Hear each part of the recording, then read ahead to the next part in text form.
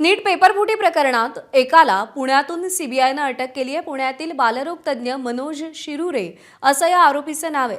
मोठेगावकरकडून स्वतःच्या मुलासाठी त्यानं पेपर खरेदी केल्याचा त्याच्यावरती आरोप आहे। मंदार गोंजारी आपले प्रतिनिधी आपल्याला अपडेट देतील। मंदार, आणखी एक नाव समोर आलेलं आहे, काय कनेक्शन आहे त्याचं या पेपरफुटी प्रकरणात? ही पहिली अटक आहे जी एखाद्या विद्यार्थ्याच्या पालकाला झालेली आहे या प्रकरणामध्ये। आतापर्यंत आपण पाहिलं की जे आरोपी अटक आहेत त्यांनी पेपर फोडण्याचं काम केलं, तो पेपर विकण्याचं काम केलं।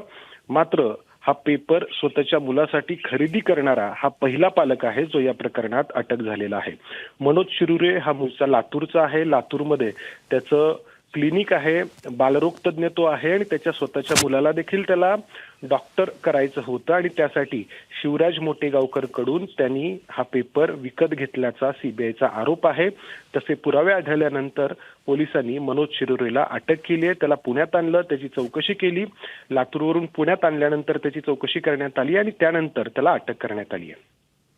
मंदार, धन्यवाद दिलेल्या माहितीसाठी। एबीपी माझा, उघडा डोळे बघा नीट।